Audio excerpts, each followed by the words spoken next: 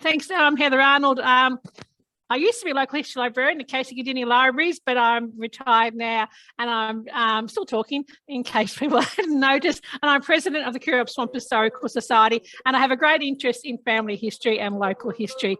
So today we'll be looking at searching your family history through newspapers. So basically we'll be looking at Trove, and I'll just be looking at the newspapers on Trove. And next month, Jane Rivikarnik, who's the president of the Family History Group at Narre Warren Family History Group, she'll be looking at the everything else that's on Trove. But I'll be concentrating on newspapers today. So we'll look at, I'll share my screen. And I'll be flicking back between my PowerPoint presentation and my PowerPoint presentation and Trove and the internet. So discover your family history through newspapers. So basically, as I said, we'll be looking at Trove. Now I have got all my my PowerPoint presentations been made into PDF, which Michelle will email out to everyone after the show or when she's got time. So you don't need to take notes. I mean, you can take notes, but you will get the presentation emailed to you. So Trove is a wonderful source of family history information, especially the digitised newspapers. But not all newspapers are digitised, and not all digitised newspapers are on Trove, even though people think they are. So other sources of information for newspapers include local history societies. So the Kiriop Swamp Historical Society has digitised the Kiriop Sun to 1981. So we have that, but most of that is not on Trove. The Dandenong District Historical Society has an entire set of hard copy Dandenong journals, most of which, of course, aren't on Trove. And you can access information about historical societies on the Royal Historical Society of Victoria website, historyvictoria.org.au. I'll show you that in a minute. Another source of information is the New Zealand newspapers, which is on Papers Past or the New Zealand Trove. It's quite interesting. There's lots of stuff on it. It's similar to Trove, but a bit different from Trove. I personally feel Trove is better, but what you find, of course, if you had a lot of ancestors that come from England or wherever, like some branches of the family went to New Zealand, some branches went to Victoria or New South Wales or the other colonies, and they often went from New Zealand to Victoria and vice versa. So, you know, it's always worth looking in New Zealand for missing ancestors, because sometimes, as I said, they went there instead of the Australian colonies. Other sources of newspapers are the State Library of Victoria, which has a whole lot of newspapers, which we'll look at in a minute. And the last slide is our own local library, the Casey Cardinia Libraries. We subscribe, or the library subscribes to the Age and the Sydney Morning Herald, and they have today's copy plus 13 years of archive. So that's quite more recent sort of newspapers, but you may find if you're looking for a birth notice, a death notice, a legal notice or something, that you might find it in the Age from the past 13 years. And we also have Press Reader, which is over 7,000 newspapers in 60 different languages. And all you need is your library card. So we'll just go and look at these websites now. I'll flick back to, right, so can you see the Historical Society screen? No, it's still got your presentation. Okay, so I've got to stop new share. Oh, new share, try that. Can you see that now? Yes. Yes, okay. So this is the Royal Historical Society of Victoria website, and this is where you'd go if you want to look for information about historical societies, and then you can contact them to see what local newspapers they have. So go to search societies, and we'll put in Mildura. I'll even spell it correctly.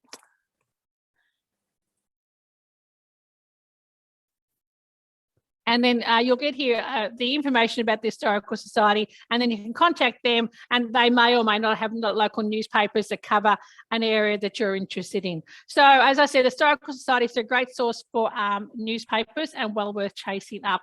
This is Papers Past. You can see that, can we? Michelle? Right, I assume you can see Papers Past. Sorry, yes. Yes, okay, right. Okay, we're fine. So this is the New Zealand Papers Past, and you search here the same way as you search any Trove or internet search engine, just put a word in. Cardinia, one of my favourite searches. You can search here by between dates, different titles, different sort of content, but we'll just do a general search. And once, okay, here we are. This is an article in the New Zealand Herald, 1922, about a conference at Cardinia, but I might have got something about Carlo Cardinia, who's someone I research all the time. But you can see the sort of thing that you get when you put your information in. And so you will find birth and death notices, if they had a business, information about businesses, if they're in politics, all this sort of the same sort of information you get in Victorian and Australian newspapers. So Papers Past is a wonderful resource for tracing your New Zealand ancestors. Now, State Library of Victoria website, this is it here. The URL is in your handout that you'll get. So when you're here, you go to Search and Discover and A to Z databases, which is here. And they have a whole range of newspapers. So, for instance, they have the New York Times from 1851 to 2017. They have News, which is a GAL database, which includes newspapers from all around the world with various date ranges. They have, for instance, the Boston Globe from 1872 to 1989, British Library newspapers, 1732 to 1950, and the British Newspaper Archive from 1800 onwards. Plus, not only do they have the State Library, not only has these databases, but they also have a full range of newspapers published in Victoria because they collected them through legal deposits. So in theory, any newspaper published in Victoria, a copy should be at the State Library of Victoria. So some of them have been microfilmed, and you can order the microfilm. Some are still in hard copy. If you are interested in a particular title, go through their catalogue and then request the item before you go there to make, because a lot of them are stored off-site, I believe in Ballarat or somewhere. So you really need to plan ahead and request what you want so it's waiting for you when you get there. So and once you get there, I presume you probably usually get a microfilm copy of the Victorian newspaper. But this A to Z databases, they include, as I said, a huge range of newspapers. This is the Boston Globe. So you got to log in. Oh, I haven't got one number here. Sorry, I should have said that as a forerunner. You have to become a library member. It's a free process, and I didn't plan this very well. I forgot to get one number. It's a free process, and you just you get an online membership, and then it allows you to access the newspapers. So we'll just pretend that we'll just gloss over this, but so essentially get your membership, and then you can search all their newspapers. So they got a whole range of other databases that you can also access, including not only newspapers, of course, but Encyclopedia Britannica, just a whole range of newspapers. So worth getting yourself a free library card through the State Library of Victoria to access all their newspapers, etc. Now, if you also want to access the Age every day or the Sydney Morning Herald, this is our website here, Casey Cardinia Libraries. Go to menu, go to online resources. And if you go to read, you will get access to the Age. Once again, you just need to have a library card, which I assume most of you have one of our library cards. So go to the Age, and then you just have to need to log on with your library card, and you get access to today's Age plus 13 years of archives. Or the same for the Sydney Morning Herald. Financial Review as well, but you probably don't find many birth, deaths and marriage notices in the Financial Review, but you might find something there of interest. So they're just other sources of newspapers apart from Trove. Also, Ancestry.com and Find My Past have newspaper archives. So Ancestry has one called newspapers.com because I subscribe to it. It's an add-on to Ancestry. It's about another $170 a year, but you can access a whole range of newspapers through that. It's not quite as good as the search is not quite as good as what you get. No, I haven't logged into that either. So you can access the Age and the Sydney Morning Herald up to the year 2000, and they're the main Australian newspapers they do, but they do a lot of English newspapers. They do a lot of American newspapers. So, if you had the if you had the money and you do a lot of research, I believe it's worth subscribing to newspapers.com, which is the add-on to Ancestry. So plus, of course, many other newspapers also have their own archive. So the Fairfax papers have their own archive as well that you can subscribe to. So now we'll go back to my PowerPoint presentation. From current slide. So we'll have a look at Trove. So what is Trove? Trove is a National Library of Australia project that brings together resources about Australia. So with one search, or a federated search, as we librarians call it, you can look for newspaper articles, photographs, maps, archive websites, books, and much more. And you can, so these are the categories that you can find on Trove: newspapers, magazines, images, maps and artifacts, research and reports, books and libraries. So if you ever want to put an interlibrary loan in through our library service, this is Trove is where you'd go to find out who has the book and whether it's available for loan. Diaries and letters, music, people and organisation, websites and lists. So what they do, they actually have, we'll go sort of backwards here. The websites, they archive, the National Library of Australia has a project called Pandora, which archives websites. So you can access those websites that they've archived through Trove. The lists are lists of, which we'll talk about later. I'll go to that later. Music, audio and video, that includes things like radio transmissions, catalogued audio tapes, videos, etc. Not all of which are online. Magazines and newsletters are, of course, self-explanatory. Images and maps are great. You know, that's another great source for images. But Jane will tell you all about most of these next month, and I'm just going to tell you today about newspapers. Now, so this is Trove. We'll have a look at it online in a minute, but before we do, we'll talk about search strategies. So Trove uses Boolean operators, and, or not. So if you want, this is an example, say you use South Australia and elections, where you put in South Australia and elections, or not Adelaide or something. So this is where you can add, so you want, where you can combine terms, or where you can decide you want South Australia, but you don't want anything about Adelaide, or you want, you know, you want John Howard, the politician, but you don't want John Howard, the actor. So there you might put John Howard, for instance, not actor. So these are just ways to sort of improve your search strategies by either adding or eliminating different search terms.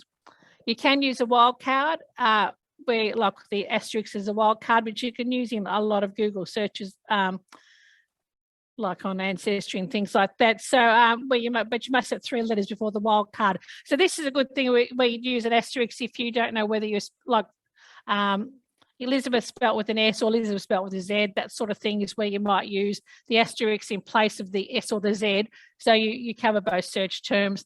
And it makes no difference if you use lowercase or uppercase in the search results. So it's quite not particularly sensitive like that. As with Google, you can use quotation marks when searching for a phrase, e.g. Coral in or Courier up. So I'd advise you to use quotation marks if you are looking for a phrase, because you do get a better search, because that means if you're looking for Coral in, you get the term Coral in, you don't get Cora and Lynn. So, which apparently a lot of people call Cora Lynn. So I did not know that. So another thing you need to do, you can do, which I really recommend, is use the tilde symbol, which is on the top left-hand side of your keyboard, and the number. So as I say here, if you learn nothing else from today, this is what you need to know to make Trove searching a success. So put in the name in speech marks and use the tilde symbol, e.g. Carlo Catani, tilde 3.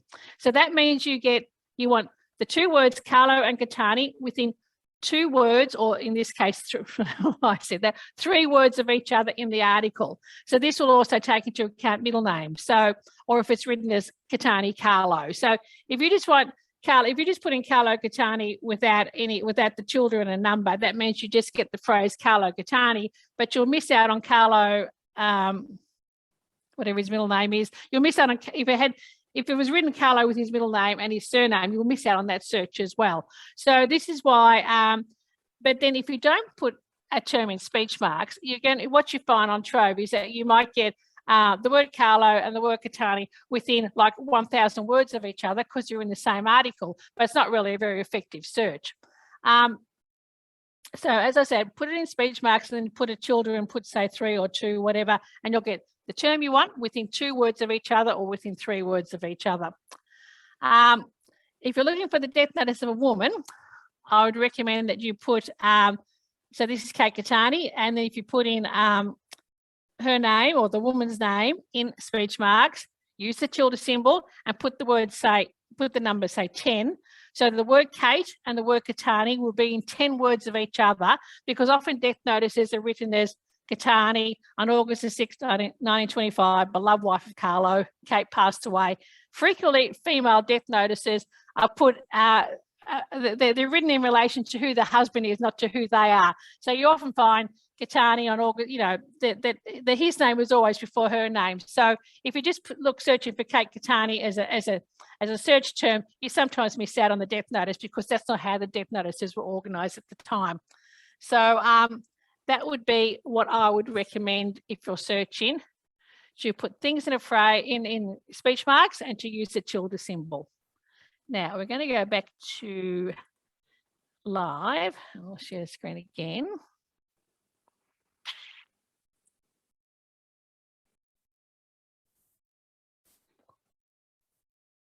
Oh, would have been handy when I logged on.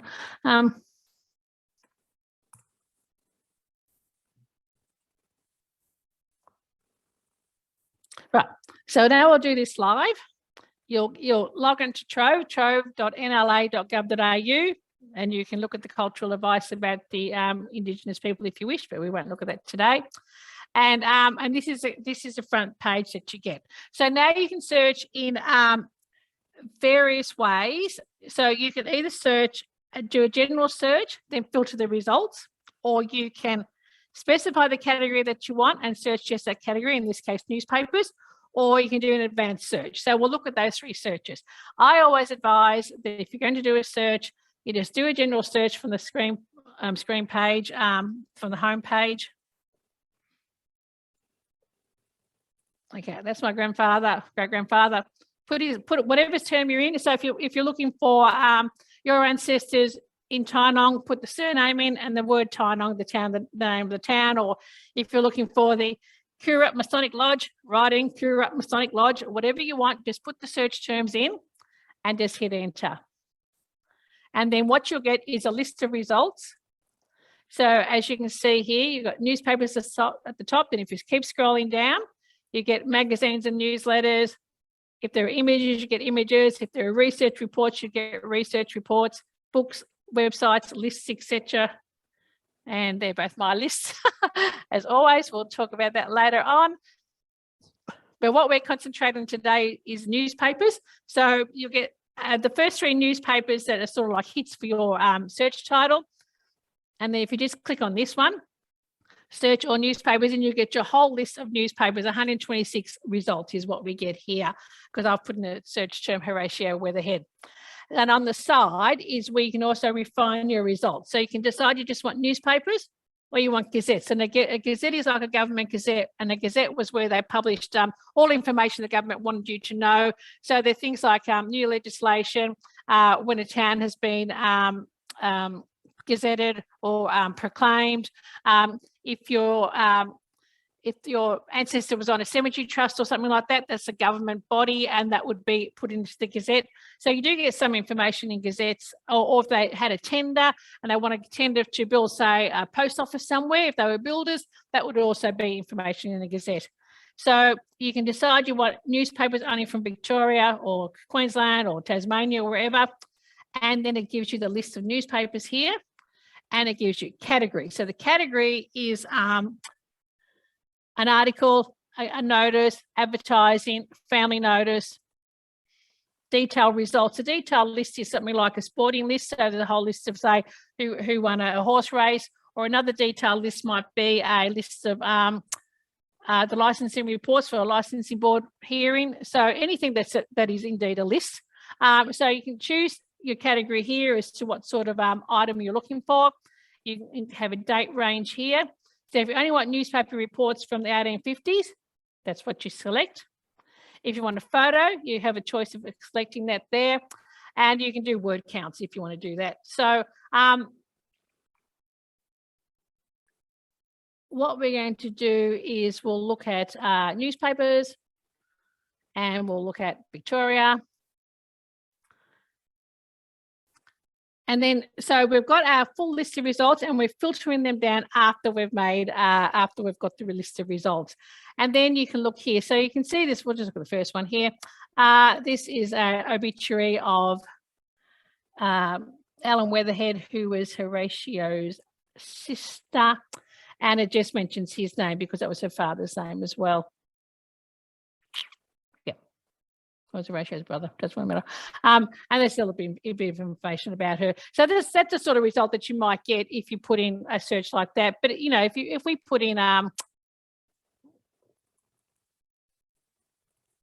Rouse Coralline, so that's where my family came from. What you might find here is these just examples of the sort of information you get. I'll put in Rouse, which is my family surname, and you'll found out here that my auntie won a first prize at the poultry at the Coralline Young Farmers Club. So that's sort of really cute information. I think that's my other auntie there, and she had, won second prize at Ladies Spray and Buttonhole. You'd actually be surprised. One of the great things about newspapers in the olden days, like the Weekly Times, the Age and the Argus, is how much information about country towns they had in it. So you can't imagine these days that the Weekly Times or the Age would publish anything about, you know, Coralline or Coorup or any small country town. But in those days, they did actually publish quite a lot of information, and they had like a country column where you'd have a little summary of various news from every town. So you'd often find quite unimportant or mundane, I suppose, information about a town in a newspaper from in days gone by. So, and before we go any further, most newspapers on Trove only go to 1955, because after 1955, there's the copyright's different after 1955. So anything previous to 1955 is completely out of copyright. But after that, there's more copyright restrictions on them, and that's why most things on Trove are only up to 1955. There are some exceptions because, like the Canberra Times, for instance, is on right through the 80s. The Women's Weekly is right through the 80s, and that's because they've made agreements with Trove. The copyright owners, the publishers of the papers, have made agreements with Trove as to what can go on the newspapers and what can't go on the newspapers. So, what can't go on the website. So you will find most information, as I said, only up to 1955. So, and this is where, if you want newspapers between 1955 and today, this is where the State Library or local historical societies are important, because they often have those newspapers that cover those periods.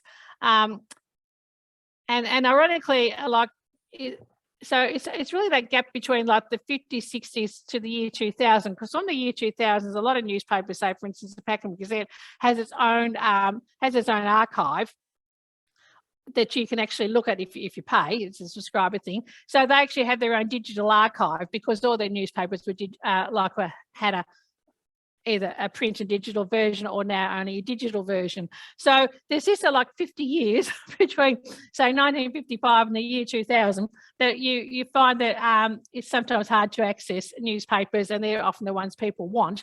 But you know, you can access newspapers ironically easier from 1803 than you can from 1983. But anyway, so that was just a broad search. I always recommend in any of my searching to do a broad search first, because if you start limiting your newspaper, your state, your years, your etc. before you search, you may miss out on information, because you don't actually know what's out there till you start searching. So my general recommendation is always to do a broad search and then filter your results. Now, you can decide, so that's the broad search. So you can decide you just want to search categories, in which case we would go to newspapers and gazettes. I won't look at the rest because Jane will cover them in her talk next month. So I could have just clicked on this category here, newspapers and gazettes, and then put my search term in there.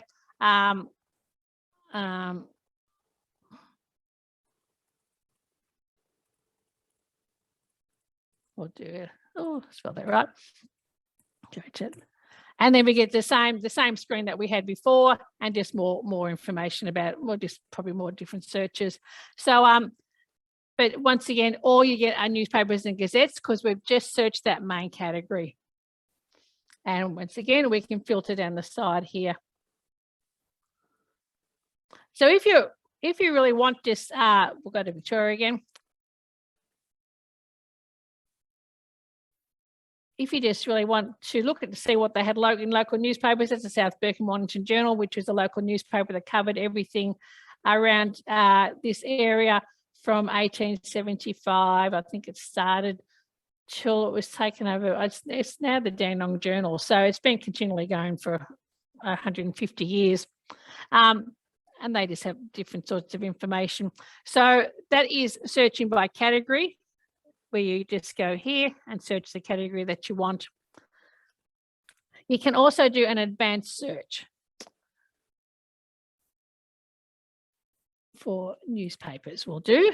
So this is an advanced search here. So why you want the advantages of doing an advanced search is the date range. So when you're searching just generally on Trove, it allows you to search by decades. So when you have, they're the only sort of time frames you get. You can do the 1970s, 1960s. But if you really want to look at information about a town, a place, a person from 1943 to 1953, this is where you'd go do an advanced search, and you put the date range in.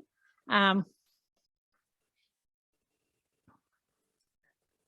of January to 1953. So this is searching this. You can decide you want to search family notices, advertising, articles, whatever, whether you want to photograph or not. You can also search. I'll just bring with it.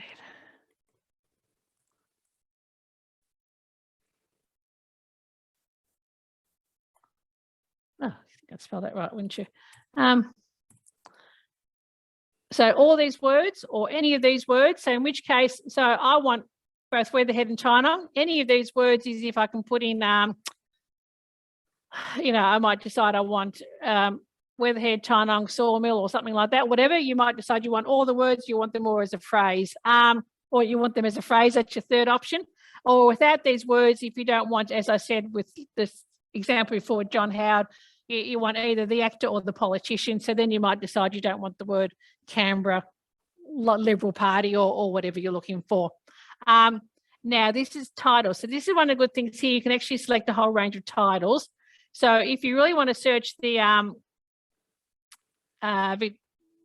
whatever, like say just the Age and the Argus, or you want to search the South Birkenhead Mornington Journal, put that in. So you can search that one, and then you could also search the Dandenong Journal, for instance. Right. So this here is searching. So this is the advanced search. So we're looking for this phrase, these words, Weatherhead and Tynong, in the South Birkenhead Mornington Journal or the Dandenong Journal, and we want it from January 43 to January 53. So that's the advantage of doing an advanced search, is that you can, the date range especially is the advantage that you can actually search over 15 years or whatever you want, rather than just searching the decades, and you can limit your newspapers. So you should get a better search. We'll see what we do get. And we get, just the 5 results. So, but had I put this in with just a normal decade search, I would have chosen the 1940s or the 1950s. So, so it is a good way to do like a targeted specific search by doing an advanced search. I mean, to be honest, I never do that because I just do my usual search, my usual broad search, and then just filter the results. But it's up to you the way you want to search. So Now, just to show you some examples, we're going to go back to my PowerPoint presentation. Oops, a daisy, where are we? Share screen, back to my PowerPoint. Examples of some of the information you can find about your family in the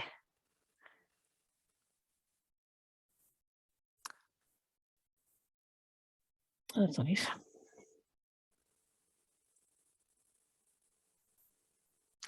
Some of the sorts of information you can find in newspapers. So wills and probate, inquests and obituaries, weddings and divorces. I have to tell you that newspapers in the olden days, because the divorce, divorce was heard in the Supreme Court in the divorce court there, and newspapers published often great detail about divorces, about who the woman or the bloke had an affair with, and or how many children they had. We often find out how many children of the marriage, when they were married, where they were married, everything that he did wrong or she did wrong. Lots of no privacy, of course, but interesting from looking at it 50 or 100 years down the track. Weddings, you often get great accounts of weddings about who was there, the bridesmaids, presents that were given, all those sorts of things.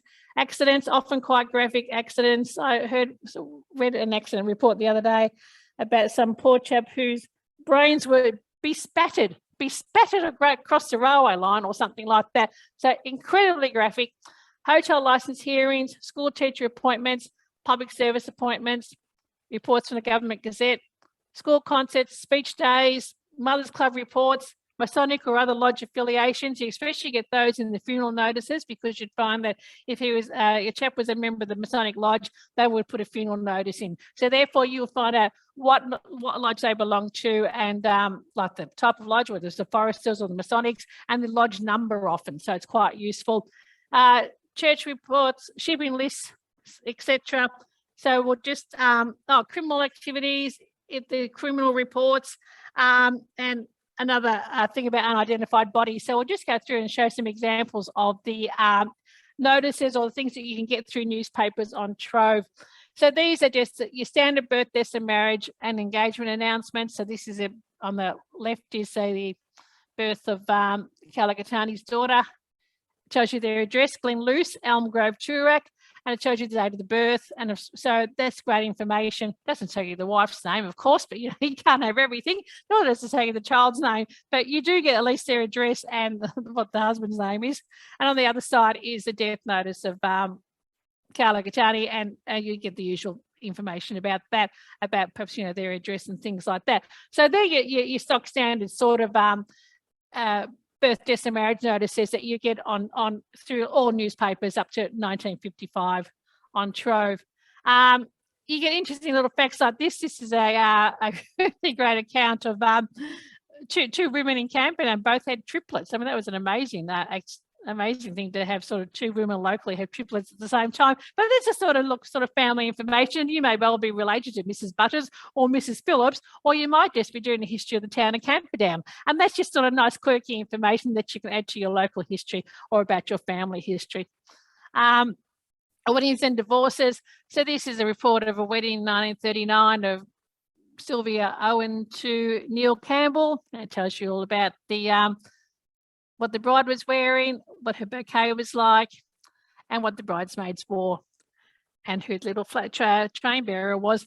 And then the divorce decrees is about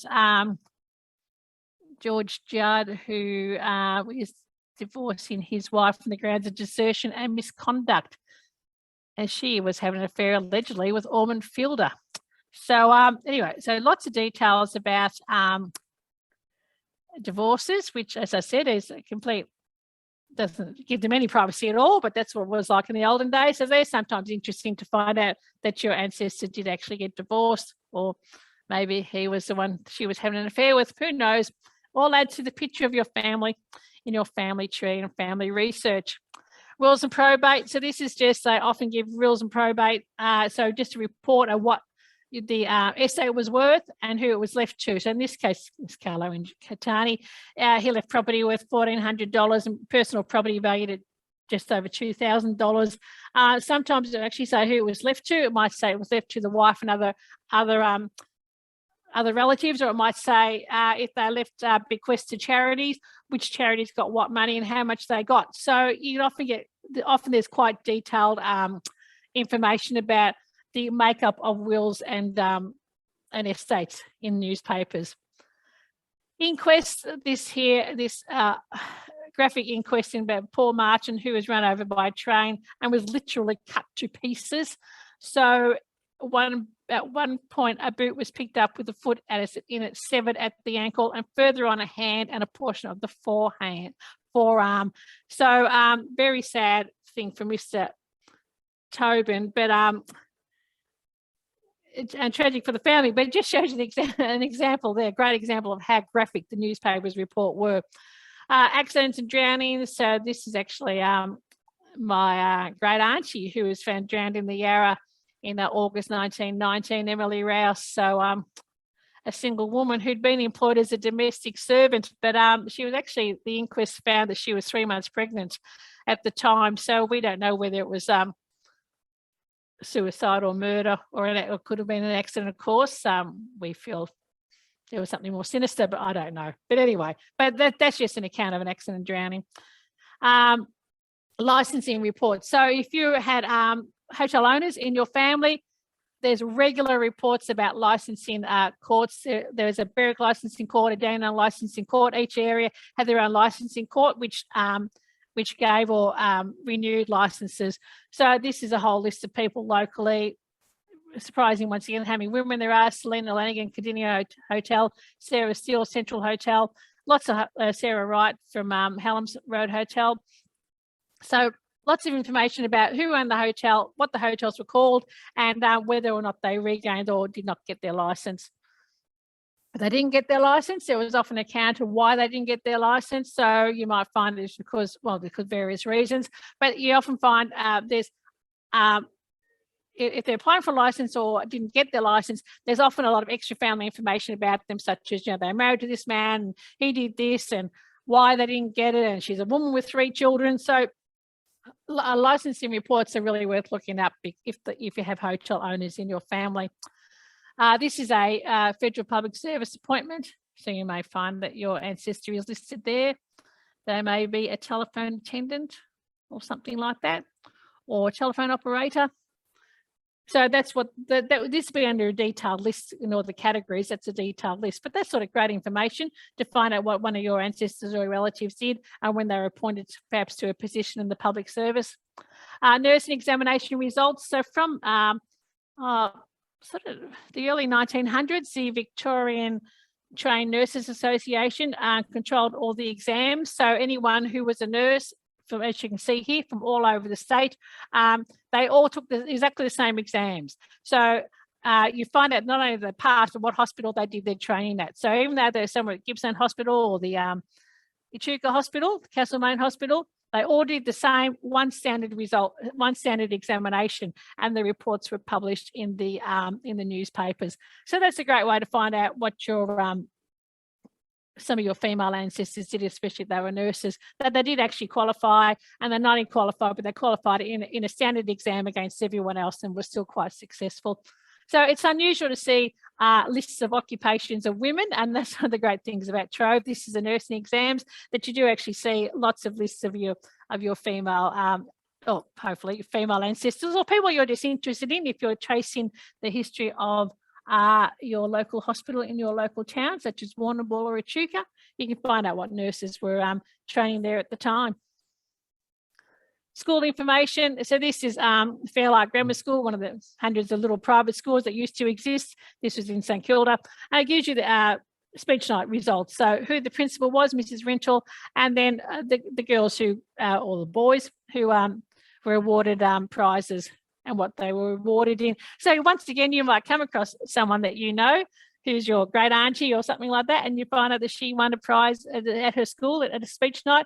These are mainly private school results, but some of the probably Melbourne boys or Mick Robinson would have the same sort of publications. But in the early days, these school information was mainly about private schools. But it's still interesting.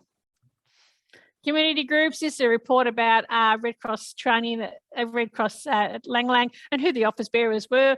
So Mrs. Wilson, Miss Greaves, Misson, Player and Sampson. So once again, if you're looking at the history of your town or the history of your relatives or the history of an organisation, this is the sort of information that you might find in Trove. So just reports about the local Red Cross, the local CWA, the local, the Masonic Lodge, all those sort of groups, the football club, all those sorts of groups often had reports in either local papers such as the Dandenong Journal or else the Argus and the Age in their country section. So it's well worth looking up. Just put, as I said, just put in the name of the person you're interested in and maybe the town, and then you should come up with, you may come up with something interesting like that to know that, you know, the president was Mrs. Wilson. Of course, once again, you don't actually know her first name because she's probably Mrs. David Wilson, but, you know, we're getting there. We're halfway there. Masonic Lodge, this is, as I said, a funeral notice, and they often, and the Lodge of Judah number 20, AF and A Masons. So I looked it up. I can't remember what that means. So that's one of the Freemason Masonic lodges. It tells you that the brother Frederick Ellis belonged to the Lodge of Judah number 20. So if you're wondering whether they had an affiliation with any sort of lodge, often the funeral notice will tell you that is the case. Church activities, this is the Presbyterian Ladies Guild at Cardinia. That tells you about their concert and who sung what. So, and the president was Mrs. Christie, the secretary was Mrs. Wen. So that's another sort of way. And all this information either may bring you back a step in your family history, or what it does is actually fill in the lives of your ancestors and what they were doing at the time. So in 1917, if Mrs. Wen was your grandma, we know that she was the secretary of the Cardinia Presbyterian Ladies Guild. And that's something really nice to know. Or you may find that Miss I. Hunter, who turned out to be, you know, once again, your grandma, that she was a good singer and she sang this song. So it just sort of fills in, as I said, adds to the picture of your family in your family tree and your family story. Military, this is a list of the people on the honour roll at St. Patrick's Church, St. Patrick's School, St. Patrick's Church it was, at Pakenham, and just the ones who are on the honour roll. So, of course, during the First World War, there were lots of reports about your soldiers who were enlisted, killed in action, welcome home, and all the honour rolls. And they were covered quite extensively in newspapers. So one of the things about Trove is that the State Library sponsored the digitisation of newspapers from 1914 to 1980 for at least one newspaper in every town, every local government area, I think, for the war years. So there's quite extensive information about local towns during the First World War years, 1914 to 1918, because there's more newspapers published. So the Pakenham Gazette is on Trove only from 1914 to 1918. It's not on Trove after that. But so you often find that with a lot of newspapers that you do, and Langland Guardian's the same. It just, the only ones on Trove are just cover the war years. But, you know, it's great information about what was happening in the town at the time. And if you had an ancestor that served in the war, you might find when they enlisted, when they came back, you know, all those sorts of things. Or sadly, if they didn't come back, you'd often find you may find a little obituary about them or something like that. So great information about military activities, especially during the First World War. Shipping records, so this is back from 1831, and Trove goes back right back to 1803. And this is the cutter that arrived at Circular Head, which is in Tasmania, and on board was John Ramsdale, his wife and 6 children. Well, that's my, I don't know, great-great-great-great-grandfather or something like that. And so that's interesting. So that just tells you a bit about him arriving. They'd been in Tasmania since 1928, but just sort of a bit about what they do. And you often find in the shipping records, because everything was a different colony, so the Ramsdales actually often imported cattle or wheat or something from another colony, Victoria, or they exported. And because they were separate colonies, they had to go through all the what's it called? When you're exporting, I can't remember, my mind's gone blank. Anyway, you often find that, you know, they what's it called when they have when you're going from state to state, you're importing something or exporting something? customs is the word I want. Yeah, so because they had to go through customs, they there's a list to say, you know, John Ramsdale imported a horse and they had to pay customs duty on it because it came from Victoria, which is of course another colony. So there's if they were here early on and they traded between states, you may find that they're listed in these sort of reports, either shipping reports or the custom reports in the old newspapers. Criminal activities, and these are bad people who did not have a wireless license. So perhaps you might find Dorothy Baxter's your grandma, well, she was a bit of a criminal because she did not have a wireless license back in 1936. And Mr. Twyford, Mr. Bold, Mr. Baxter, Mr. Woolman, Jean Benham, names that I still knew from that area even now. So that's sort of interesting. So they're, of course, very minor criminals, but a lot of there's a lot more reporting of criminal activities in the newspapers than there are now. So these are just interesting little facts about your you might find about your ancestors. And this is here, if you're ever wondering why you cannot find anyone that you want, it may be because they're an unidentified body. So this is this poor man who was found at Upper Beaconsfield. The body was that of a healthy man, aged about 50, had lain where it was for about a fortnight. So sometimes, of course, you come to a brick wall, and the reason you come to a brick wall is because these people died somewhere unidentified and you will never have found them because they were never identified at the time. So not that it's going to help you work out who it is, but it is just interesting that, you know, that you can, that does explain sometimes why people go missing. Now, I'm just going to stop sharing this screen and go back to the online.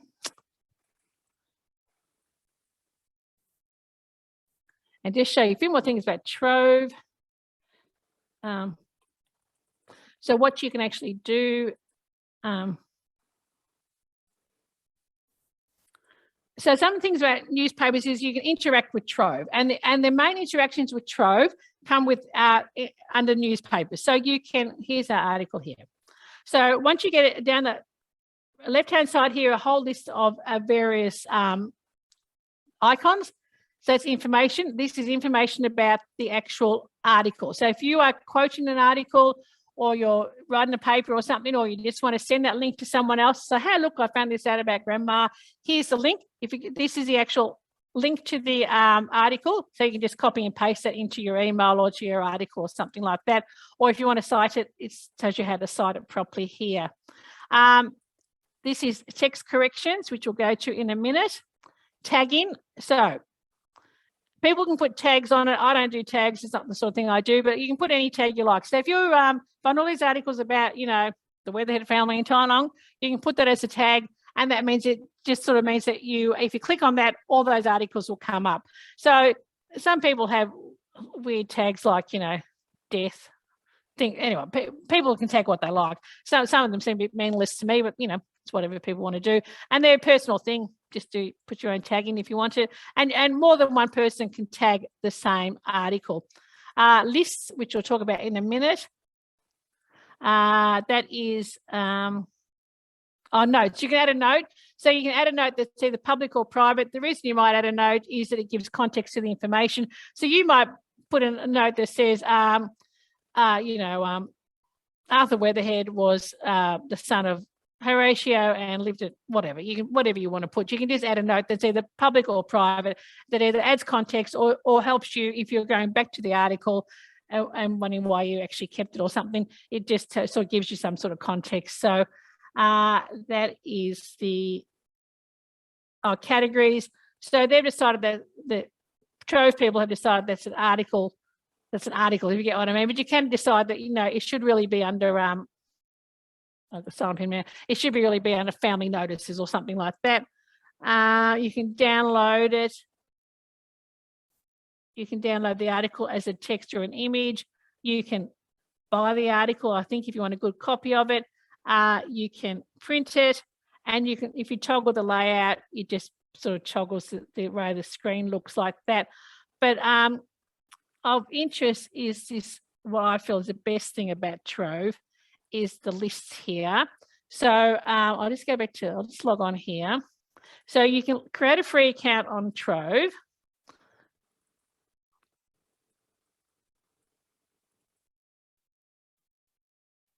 I'm just logging into my account. Hopefully that didn't work. Sorry, I'll just do this again. Lucky no one can see my password. Right, so I've logged in here. So that's my name at the top here. So once I've logged in, you can put this in a list. So you might wonder why you want a list. So the reason why you want a list is because sometimes you do a search and you find a great article and then you look for it the next day and you cannot find it. So if you find 2 great articles about the subject you want, create a list. So just go to add. These are all my lists I've already got, plus, and we'll call this Weatherhead. You call it what you like. And then you can describe what the list is about if you wish, why you wish to add the list, whatever you want. You can make it private or you can make it collaborative. So if you and your cousin are working on a family list about, some common ancestor, you can make the list collaborative so that you can work on it and your cousin can work on it. So you can both add articles to the list and then you just save it. So that's on my Weatherhead list now. If you look here, this is a list here. I have thousands of lists. I'm a very big list maker. So this is, there we go. Air raid precautions in the Shires of Dandenong, Cranbourne and Berwick. And that's just a list of articles that I found when I was doing a blog post for my, back when I was a local history librarian. And just a list of articles that I found relating to air raid precautions in these areas during the Second World War. And then I've also made you can put a little summary of what you want. So that just means that I've done this list once. I don't need to do this research again because I've put all the articles together in one list. And all my lists are public. You can make them private, but it means anyone can look for it. So if you're actually looking for the same subject as me, or I'm looking for the same subject as someone else, the list is already done and it does sort of help you, I feel. So I'll go back to our newspapers. So I can't stress enough how good lists are. I mean, I just love lists. I just feel that they're such a useful thing. And some articles, some things I've only have 2 things in it, and then I go back and I change it all, but it doesn't really matter. It just means at the time, instead of you just get all your information, all your articles together in one list at the time. You don't have to go and do the same search again. So you don't have to do anything else with them. I always then correct the text, which I'll show you that now.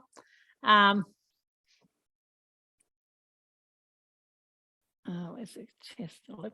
So this is just an article. So down the side here, this A is that we get the text up and match text. So why do you want to match the text? So it's worth going through matching text, or that is to say correcting the text, because all the articles on Trove are machine read, and they give you, so a computer, whatever, goes through and puts a text in on the left-hand side here, but it's not always very good because sometimes it's hard to read, or sometimes the print's really unusual, or the print's a bit faded, and you don't always get such a great result. But when you do a Trove search, the Trove search is actually the original article and the text here on the side here. So the more accurate the text on the side is, the better hit you're going to get. So I always go through and correct the text. You need to be logged on. You need to have an account, which, as I said, is free. But you just go match text and you start going through correcting the text. You're going to do it line by line. And then when you're finished, just make sure that you save and exit. And just another hint, if you're correcting a lot of text, I'll go through and save it halfway through, because otherwise sometimes, your computer fails or something. So this hasn't been corrected. So this here says it's written as Thebe, it's actually these, so you can correct that, so that's correct. But you just go through and correct any mistakes, and it takes a while, it takes a bit of time, but I think it's worth it in the end if you do a lot of research on Trove. And also, once you've corrected it here, if you want to quote it in an article or something like that, you can easily just quote it into an article because your text is already corrected. So if you've got time, it is worth spending a bit of time correcting text, because it is, in the long run, it's a better result for everyone on Trove. I think that's nearly it, because I'm running out of time as usual.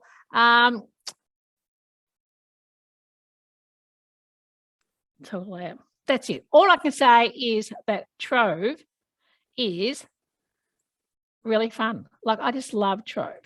I cannot stress enough how much I love Trove as a source of information for family and local history. And it's just sort of fiddling around with, like, it doesn't cost you anything. You can access it anywhere from home or from work, from anywhere. It's not like Ancestry where you have to pay for it. It's free and anyone can use it anywhere. It's just such a fabulous thing.